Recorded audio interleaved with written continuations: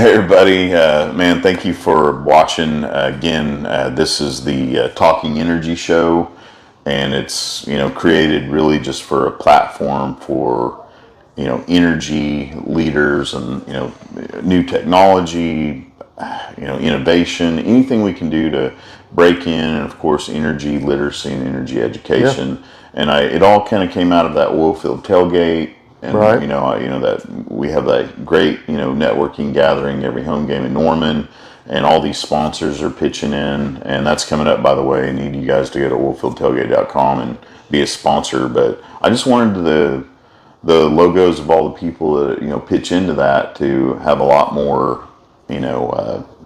areas of reach Sure. for their sponsorship. And Right. man, I wanted to do energy education, so here we are. We got the Talking Energy Show for Oilfield Tailgate, and been very fortunate to continue to have leaders out there that want to talk about what they're doing and where they came from, and what they're passionate about. So introduce yourself, homie.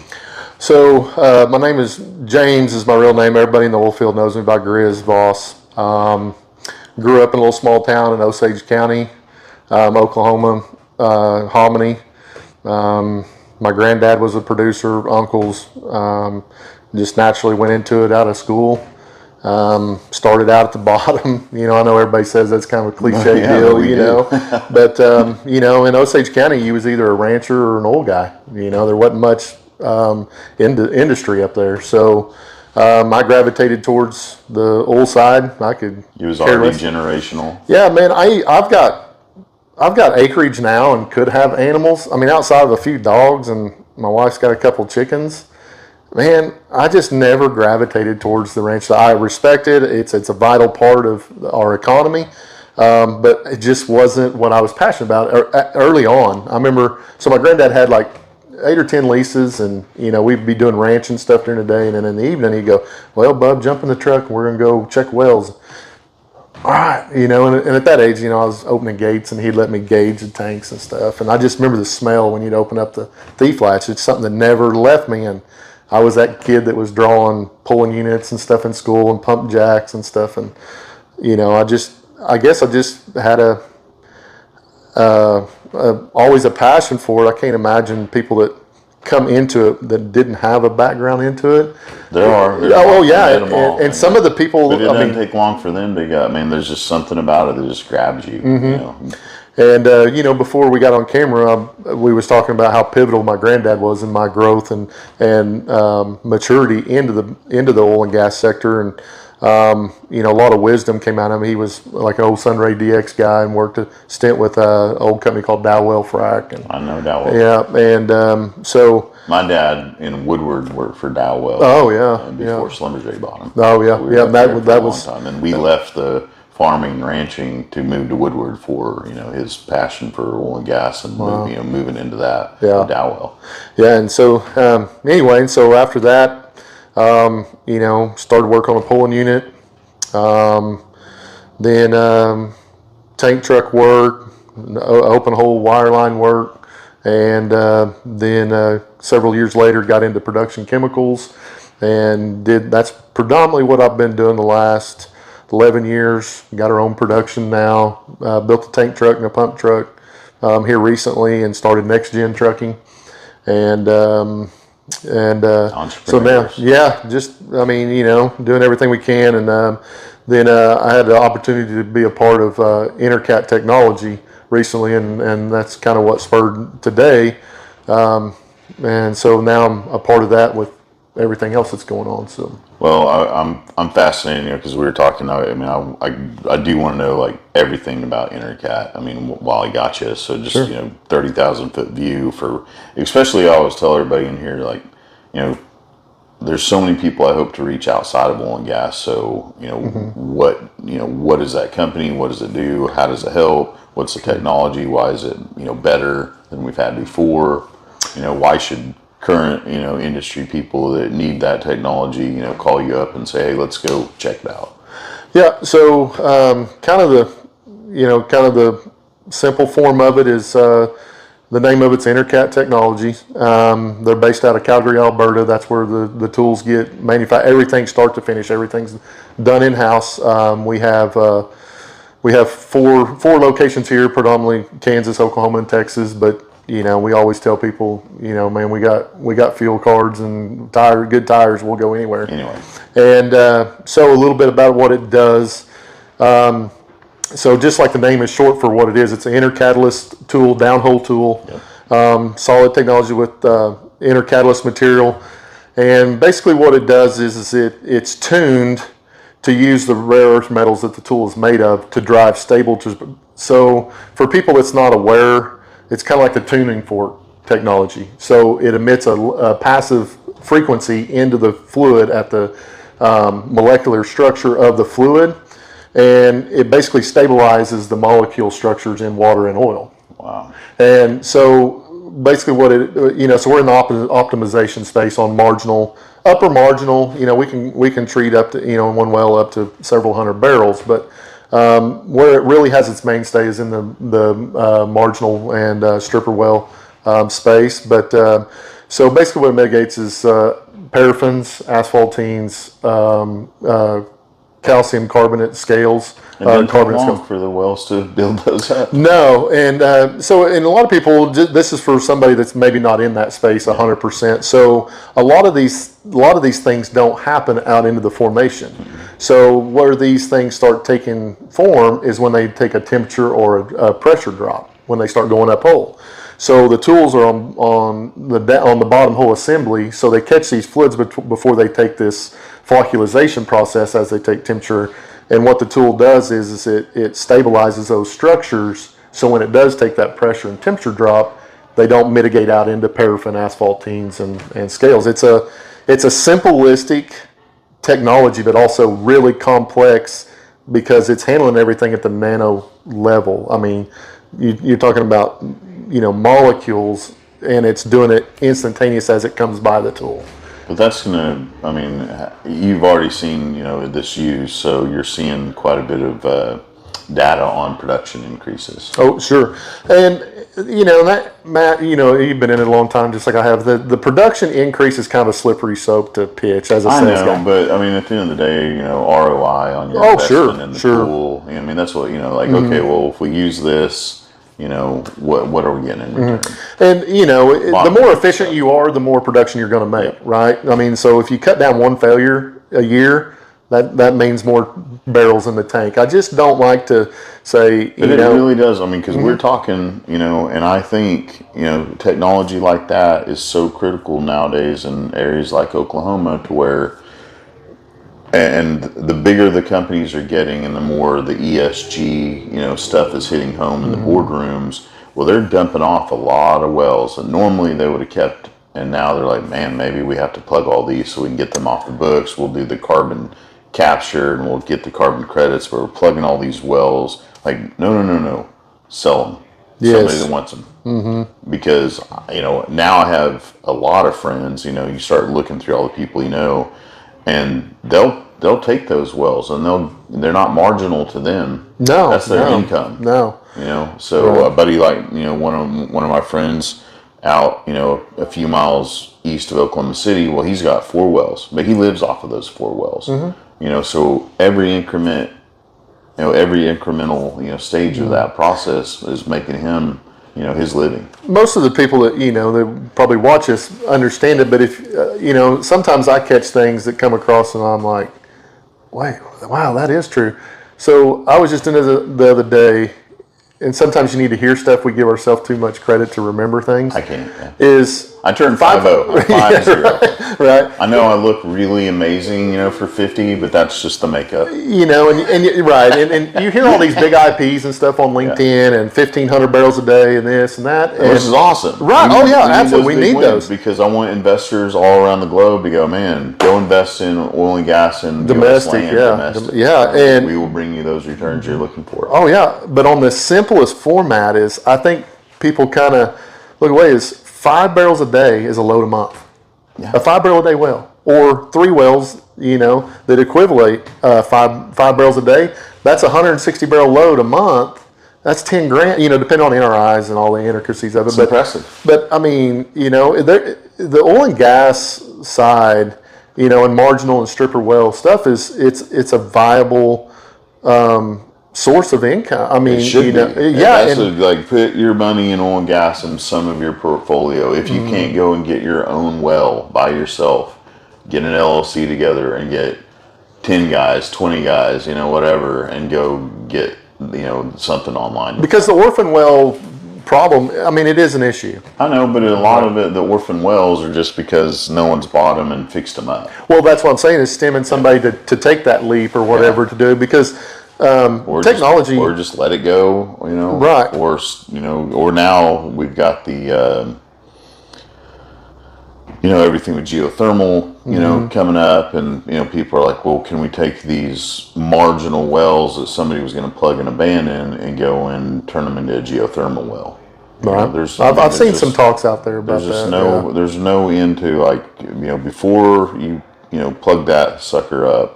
Is there any possible way we can get this? And there's some that are not going to be able to. It's not worth their investment. Right, and you take independents that don't have that overhead and stuff, and that's what we've been seeing with some of the customers that, and that's one of the benefits for me being a part of the Enercat Technology is you get to be in front of a vast, there's a, from say Continental or Devon or Marathon or Diamondback, those big guys, and then then the next day you might be for a guy that has 5 wells, that has 5 barrels of production, and they're both.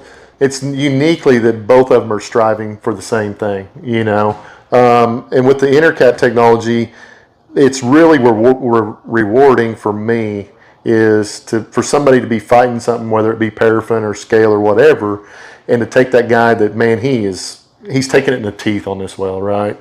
And I just had work to prevent those, right, and get it out once you got it. Right. We had a guy the other day that this well, he had pulled it like 4 times this year, and now he's back on it. All that elephant snot's coming out. Yeah, man. Oh my gosh! Every time I try to get anything out of this, it just turns to. There's a lot of wells, and I know somebody might not be aware of it, but there is a big chunk of Oklahoma production that has paraffin oil related issues, and a lot of it has to do with especially if they've been fracked with all the chemicals we put down there to open up all the rock structures and keep them open. Well, lo and behold, you talk to guys that have come up with neat chemicals that can go out and clean out that booger down there, but it started with the way we drilled them and got them going in the first place. Right, and that's kind of what with our own things. Sure, and technology, we was kind of talking about that before, was in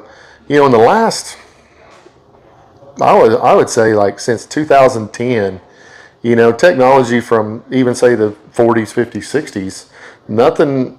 I don't want to say nothing because there was some technological advances there, but it was kind of on a steady upcline, and then it seems like about 2010, man, automation really came to be a mainstay, and different fluid technologies and nanoparticles, and there's so much technology out there, and that's why we need all the young people to come into oil and gas. We need more of that. Yes, absolutely. There's no way all these people talk about oil and gas is not going to go away. It's going to need more people than ever to continue this amazing technology and innovation and science immersion into what we do to keep moving forward with our mission, which is to bring affordable and reliable energy to the globe. And that's what we're more people. Yeah, and that's what we're about is partnering with these companies to be more efficient, so we can provide more of abundant energy at a efficient price. Every single well. Even the marginals they do not have to be marginal to someone. And I get it. It's like, when we talk to some of these people about the Enercat Tool, and when you're talking about wells that have issues, and they say, man, you're going to stick that metal sub in there, and it's just going to take away my problems. And it's a skeptical science. Well, sure, but from somebody that I'm just giving you kind of an insight on some of the things that we hear is just like when I do my hippy right. dippy crap and I take my shoes off in the morning. I go outside and I walk around barefoot. Now there's earthing. Yes, I'm doing the earthing stuff. Guess what? It works. People can look at me from my backyard and think I'm crazy. Like, why does that guy got his shoes off in the backyard looking at the sun? Hey man, I mean, whatever works. Yeah. I mean, you got to be you, man. I mean, I'm sure I do some things that people scratch their head about this thing goes down the hole. It works, man. Like it works. Yeah, you know, and that's the whole thing is for the most part. No one's gonna steal this, right? No. So, you know, goes on the bottom of the bottom hole assemblies. You know, we've got several different, we can pretty much accommodate every lifting application. There you go. Yeah. And we're constantly innovating things to accommodate and make it trouble free for operators to employ the technology. We're just trying to do everything to get our name out there. I'm a type of guy that is passionate about the oil and gas industry. So when we get in and we partnership with companies, I mean, we're truly there to help, like not just to get a dollar from you. You want pats on the back down, right. Down years from now. You go, man, my well's still going, and I think it's because of you. That's the biggest. I mean, outside of the money, all of us have to have money to make the world go around. But at the end of the day, I think that's why I've gravitated towards the optimization and the troubleshooting side of the production industry, is because I like to think I'm a critical thinker, like to figure out problems. It's easy to operate wells when everything's going great. Yeah. I like to be that guy that they call, like, hey man, this well is doing this, and this, and come out there and collectively come up with a solution to fix it. And that's what I feel like that right there is basically the backbone to our industry, is entrepreneurs, not taking no for an answer. We're going to do whatever it takes to get this done and get this well on, making oil, putting it in the tank, and being, driving efficiencies. And when you put that kind of that history, that backbone of our industry, and you commingle it with technologies, modern technologies, it can be a well-oiled machine, I believe. It has to be. I mean, there's the numbers for me are always, and I keep an eye on it because it's something that I know. U.S. land total, there's approximately 1 million wells that add to our fortune of product that, keeps us to where we're, one of the main producers in the world. Mm-hmm. And we love our liberty and our freedom. And without us, having that as our foundation for our country and being able to be, energy independent, if you will, right. Even if we're importing, exporting, whatever, we do have the ability to be energy independent, right. As long as we can keep a bunch of wells going. Right. Because you cannot say for sure we can go out and drill a bunch of wells. So when they say, hey, go turn on the spigots, it doesn't work like that at all. I wish it did. But can we keep them going what we have? Yes. Yep. Guys like you out there, like, man, I got tools. Let's go fix what we got. Right. And, the efficiency factor behind it that's what helps marginal wells go from being borderline in the red to producing positive cash flow for the operator. And, obviously that's not as big a concern when oil's $75, $80, $100 a barrel, but all of us that's been in this industry long enough to know what goes up must come down. And what we want to do is protect people when that does go sub 50. Can we still be economic and do things and do interventions when oil is 40? And there's been a lot of advances even on the horizontal side.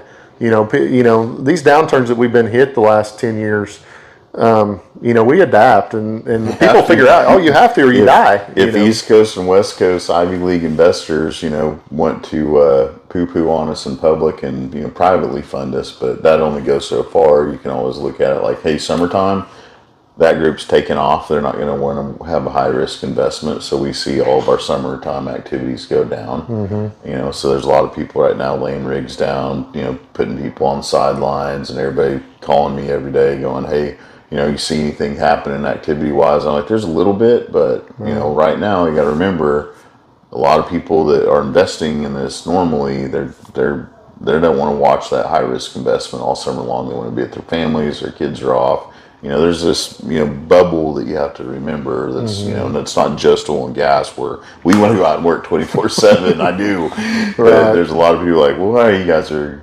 crazy about this. Like we are. We want to do it every day and give us some money to go do it. And then, Yeah. And I mean, again, it sounds cliche, but, my grandma always said, find something, I'm sure a lot of people's parents or grandparents told them, you find something you enjoy doing, you won't work a day in your life. Yeah. And, this industry can be physically and, it can be demanding on you. There ain't really, I don't think I've ever worked for a company in my 21 years, going on 22, I don't think I've ever punched a time clock.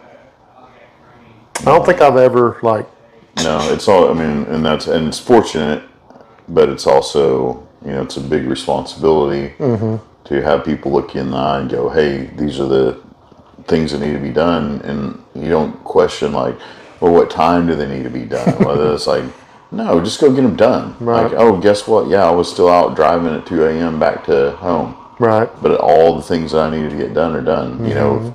If I've got a big presentation coming up, I'm probably going to stay up until it's done or until I pass out, and then that's the first thing I'm back on, whatever. But I think we do that. It's just kind of like I love it. Yeah, well, it's kind of it's kind of like I'm on fire to protect. Like I was showing you that Defender we got right now. I'm really on fire now. And now that you turn a certain age, you're like, man, I know I'm not going to live forever, but here I'm more passionate than ever about our industry. More passionate about all the things that are possible. I'm like, okay, well, I want everybody to be on fire, but here's the 5,000 things we want to do, and now I've got to scrunch it down. And well, this is about this is probably going to be the amount of time you have left on Earth to get those done. Right. Okay, well, I'll stay up every day. Right. But and it's something that just kind of keeps the like rowing a canoe. You got a team in there. You might just be one leg of it, but somebody's counting on you to do your part. Yeah. And it ain't, well, I'll work on it till 5 or 4:30 or whatever. I've never had that luxury in it. You just, and I think that,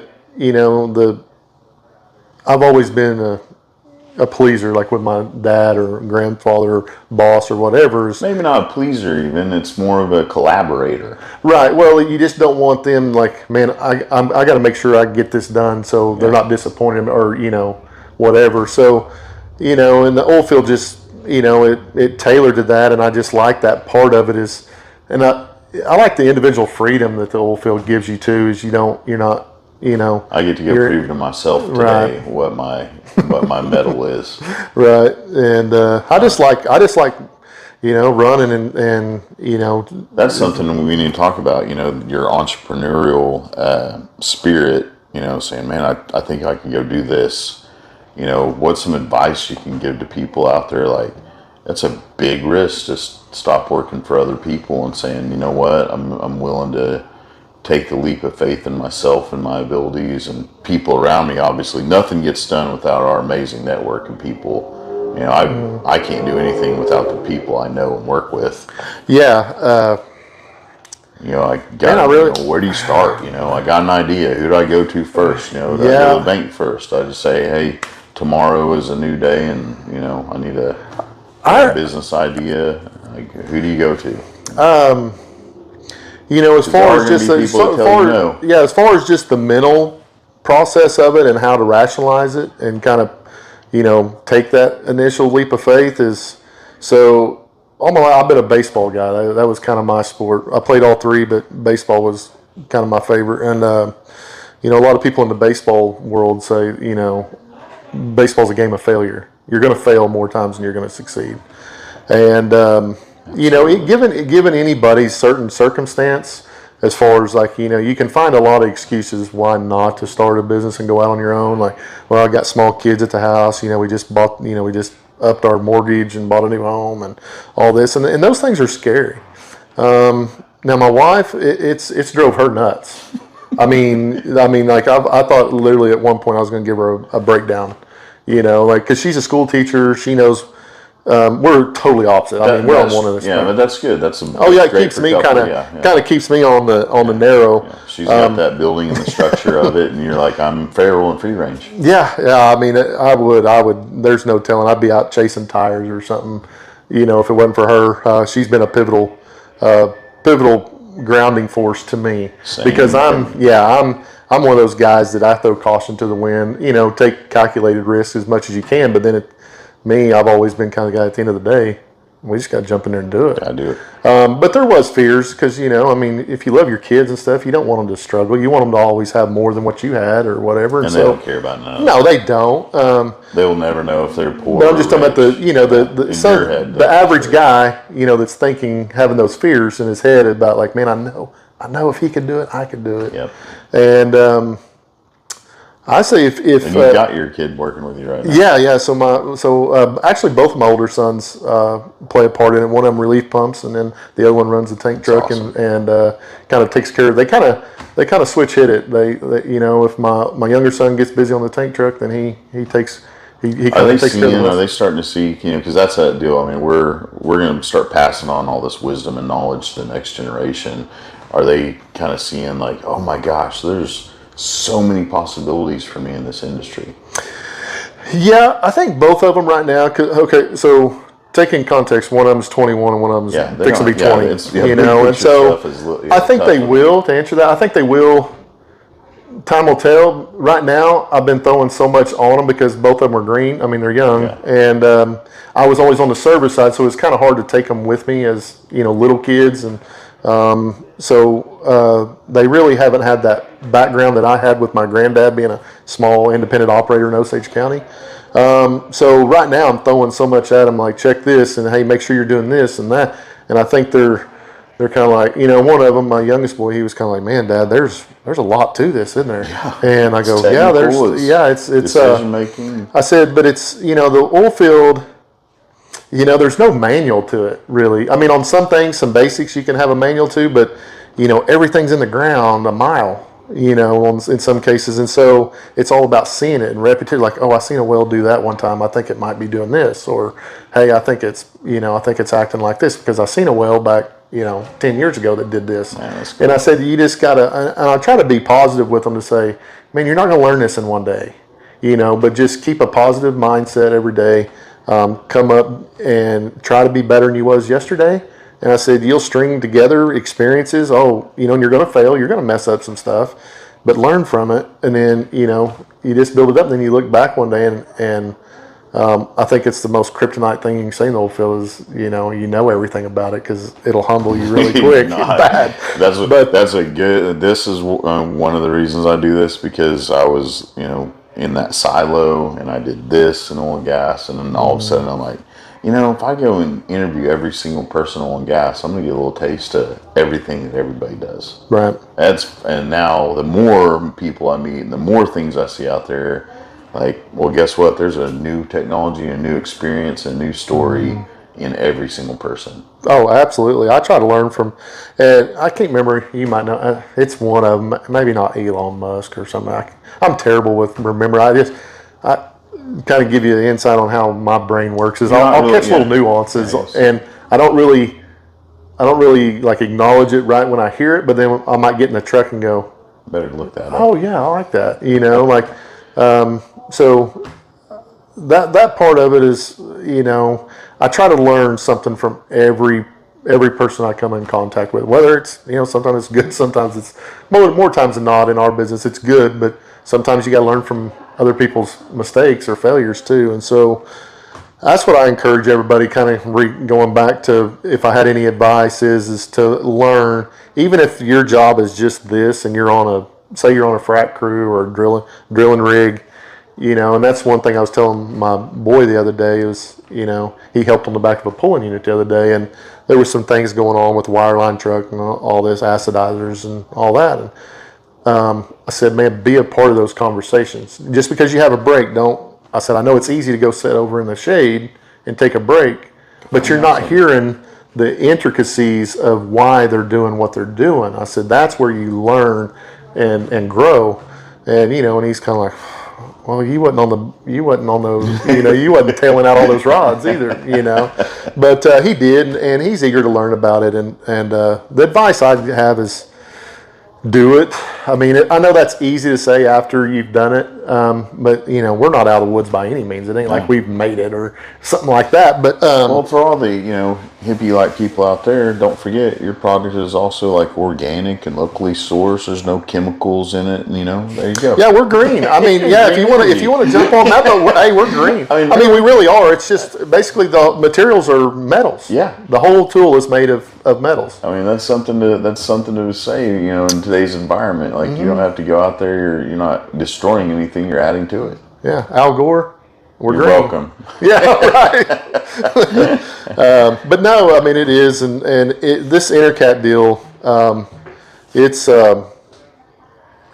I think it's going to be a mainstay. It's a tool, just like anything else. It provides a niche in the market that has been lacking for numerous years, and fortunately that I got to be a part of it. And I think that we're close to hitting our stride and really making the big deals. I think we side did of that is the expense of I got to pull everything out of the well bore. I got to go in and clean it out. There's a lot of stuff you might have to do without a tool like that. I'll see if you can elaborate on it too. So we heard kind of through the grapevine that Colorado is going to ban hot oiling in Colorado. That could be a thing. I did not. I don't know the exact source or where that came from or whatever, but that's kind of coming down the pipeline, and I was why? like, why? That's would they prefer that everybody only can then go out and drill new wells? Where's the balance in decisions like that? Like, okay, every choice that you command over. First of all, governments, please stay the heck away from our industry. We know what's best for energy.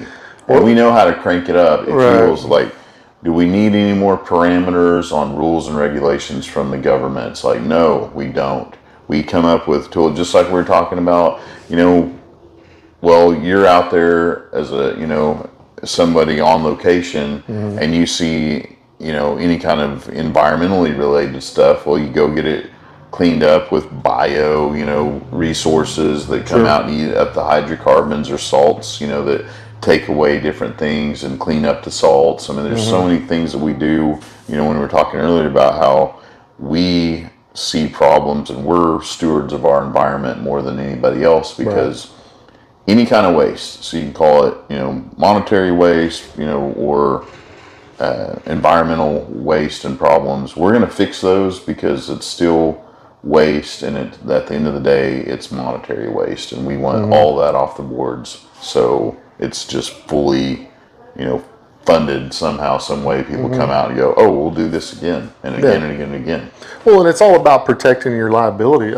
You've got to be a steward of it and have it on the forefront of your daily operations. We're well aware of the winds of change that don't want us around, so why would we not do everything in our power? And we are the best at doing everything, I'm convinced. So if there's a problem, we will come up with our own solution. Yeah. And guess what? With products like yours, well, hot oil is another option, but if your product's better, then that's the way the market will go. We don't need the government to say that. We don't need them to pick winners and losers. Let's organically fade that out. If solar and wind are the best, they will come up as the best choice, and that's where everybody in oil and gas, stay out of our energy sector. Let the market determine, and that is by sheer engineering and return on your investment, and what the investors, hey, this is working for us. And I don't know how much legitimacy is to that, but in the grand scheme of things, with not getting too far off in the weeds, but in the grand scheme of things, in our society it's like anymore, everything has to be one extreme or the other. Like, they can't just go, okay, we would like to move towards this. Okay, let's start. Let's research. Let's research it, and we're not saying it's not viable, but let's see. We'll work with that. We'll work with everything, but in the meantime, you don't cancel what works. Right, just like the renewable deal. I'm not opposed to it, but when you have people out there saying, oh, by 2030, come on, man. Like 2030. Here's the other option. They cancel all oil and gas. you're going to see every guy in the oil field in deer skin loincloths chunking spears because we don't have any energy. So we're going back to hunting. So, ladies, if you're a voter, please for your sake, because we will enjoy the deer skin loincloths and spears. Yeah. If I go, not for me, I'm fine. I will. I mean, there's. I'd be fine, but probably everybody else would be fine with it. Everybody else is not going to be fine. Right. But that's kind of like the long-term choices that people make. Like, man, you toss us in the dark ages, there's a whole other lifestyle that has to be made. And I surely want our human species to continue to flourish, and we're doing that. So let's give those other energies out there time. And it's a power grab. That's all that is. Well, that's what I was just fixing to allude to. Is how much of that do you think is just somebody looking for an easy hill to die on? Yeah. I mean, they go, oil and gas, oh, it's bad, so I'm going to, attack that. It's because and if they looked at it rationally, because we're always on the forefront, maybe that's an indicator that it's really important to everybody's daily life. So I think that oil and gas is always out there in the media all the time, because of how vital it is to our economy to survive the world. Maybe that's an indicator that it's pretty important that we secure it. And I'm a softie, man. I want people around the globe to enjoy the freedoms and the liberties that we have. Mm-hmm. And I've traveled just enough in my life to go to places that don't have what we have. Oh yeah, and then absolutely. You see now with with luckily the media that we have around the globe, whether it's good or bad, but you can quickly see by searching YouTube or anywhere just how unfortunate there's little kids out there that can't eat. We were inundated with that when we were kids. Like, well. Now well, they don't have any energy sources. Their abundant, reliable energy is non-existent. Yeah, we're real fortunate. I mean, the grand scheme of things, we are super fortunate. When the 17-year-old, is griping about anything, and you're like, what are you talking about? This and this and this, like bad America and oil and gas, because even in our own household, we have discussions, and it's like, look, I love you, glad you have your opinion, all of your complaints, if you will, or problems are just like, really, really just admin problems in the upper echelon of society. Right. So your strip mall lifestyle existence, all of your clothes are like, you look homeless. But you paid an exorbitant amount of money that I saw on my credit card. We have that conversation. Birkenstocks and you didn't go out there and skin any animals and create a soul on your feet. You got Birkenstocks from another country. You've got Lululemon. You've got some shawl thing and a headband and these funky sunglasses. And now you're talking all this indoctrination stuff. And oh my gosh, listen. You can ask my kids. I want to toss you into another planet and go, hey, go into the woods. You're right. Everything's right. Let's turn off all the lights. Let's walk out in the woods, and you build fire, and I'll bring you animals. Okay, kid? Yeah. Oh, okay. Man, you ask my kids in my household, that is my easiest soapbox to get on. I mean, when they say something and they kind of Starbucks. Right. And my kids are, in my opinion, they're grounded and they're pretty humble kids for the most part. But every kid has, they kind of get out of line every now and then. And my youngest daughter, she'll say something or kind of be snarky about something, and I go, "You spoilt little brat. Do you really understand?" And then, of course, I get that, here it comes. I got to have the urge of speech. And but man, that's my biggest fear is I want my kids to understand, because of what we do in the energy sector, how comfortable of a living that they have. And I was kind of oblivious to it. I have a really good friend of mine that does contract work on all the U.S. embassies around the world. Okay.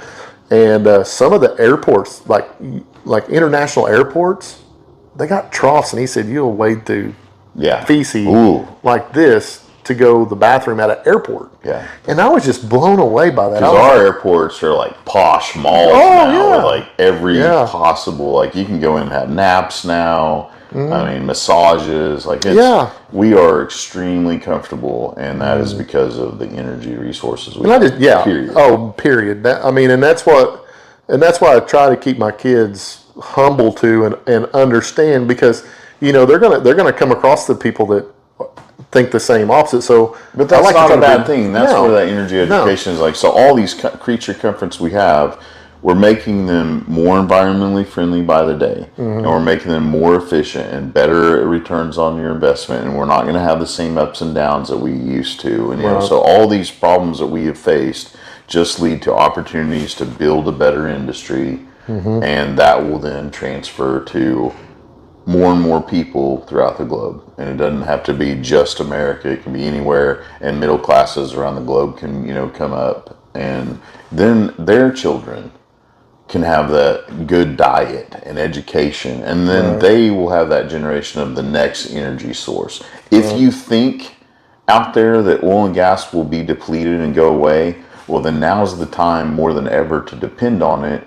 and go get your kids healthy food and education, and give them the tools just in your body alone to survive long enough to come up with the next energy source. Because this generation doesn't have the time to do it yet. No. The people on Earth right now, they will pass on the next, I don't know, I guess the next energy revolution. Right. Which might be the fissions. We're probably 100 years. Right now they've got it to where lasers shoot, high intensity beams at a tiny little molecule of hydrogen, and now they've been able to get back for the first time in history, more energy out of it than they put into it. It's incredible. I mean, the longer I'm in this, the dumber I know I see me how I am, because I see some of these people that come up with some of these technologies that fortunately I get to be in that space to see them, like at shows and stuff. Come to the API meetings with me, stuff like that, AADE. Like, that's why I'm involved in all this. I mean, I love the networking, and I'm in love with all my friends, but people get up there and they have this new idea, and that's why I do these things, like just something I had not heard before. Like, what? This is out there. This is happening. Your technology, the metals inside of that are talking to the other molecules out here and cleaning up a well. And it's passive frequency. Yeah. So when he activates those tools, and then when they hit fluid, it does its thing. So when it drives the stable dispersions into that fluid column, when it reroutes the molecule, I can still remember, to the day where we was at, everything. When I first heard that described to me, now you got to understand, I came from a chemical background where you're used to manipulating it with chemicals, and it was just hard to wrap my head around it. I'm a pretty simple thinker. I don't try to hide it. I don't think anybody's going to mistake me for a highly intelligent guy. But I made that mistake. But thanks, Josh. Right. But when you hear it and you're like, how can that do that? And I was skeptical. I get the side of it, and there's other things too out there that we get to see and. Have you thought about singing to the wells? Have you seen where the guys who put flowers up, and like, you tell this one each day that you hate that flower, and then this flower over here, you say you love it, and this is actually like a healthier plant. Maybe we haven't come up with a way to like talk to our wells. We need well whisperers. Let's form an LLC on that. What do you say, Matt? Let's see if we can get that. No one wants to hear me sing. Right. I got a guitar, and we're gonna have to sub that out. People are like, ooh. Yeah, we'll sub that out. In fact, one guy was on a tour bus with me one time. We had this tour bus where we take all these people to the mountains and go skiing and whatnot. Somehow I woke up and they'd found a bus with like a softball team or something. We're way younger, but it's like, I don't know. They were on our bus somehow. They'd swap. There's some females and all the married guys are like, no. But the single guys are like, I'll let them on. But me and this guy, like, I woke up from a nap because I've been driving, had my guitar, woke up, and I was like, well, this will be fun. So I played a little scary song, and then they all got off. Yeah, it's amazing how that happens. So many good stories. And someday we'll be old enough to have like the After Dark podcast where we can just like, I wasn't going to tell this story back in the day, but I think you all should know this. You got any, And, you got any you want to tell? No, man. Right now. I better. I'm not Get that quite business up and running. Yeah. No, I mean, there. But I'm that's what. I'm right. done with my shenanigan days. Right. Yeah. Everybody's safe. Yeah. They're glory days at this point. I don't even know glorious, but Well, they're part of my testimony. The God is real and He's forgiving. Yes, and He saved my bacon many a Saved my times. bacon. Yeah, like kind of like Dad used to tell me. He's like, "Boy, if you're going to be dumb, you better be tough." There we go. Or there's a couple times where I learned.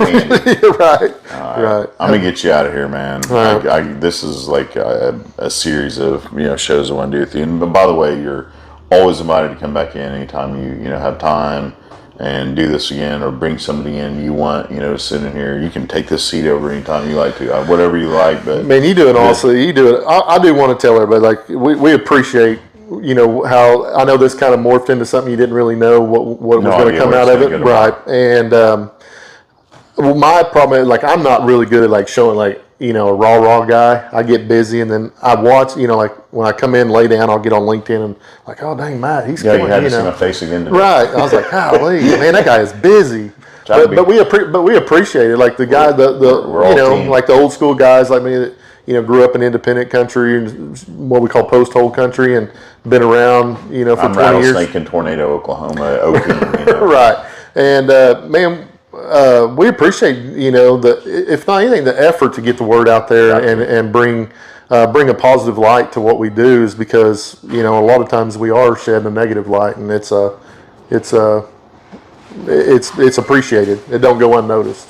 Well, I'll get all choked up, but I love this stuff. Take care. God bless you, everybody. We'll see you on the next one. Oh, how do people get a hold of you? What's the website? EnercatTechnologies.com. That'll take you to our main page. And if you want to reach out to me directly, Grizz Voss at 918-504-4570. There we go. Yep. Bye, everybody. Thank you. Thank you. All right, won't you? I was going to erase it and start over. Yeah, I would too.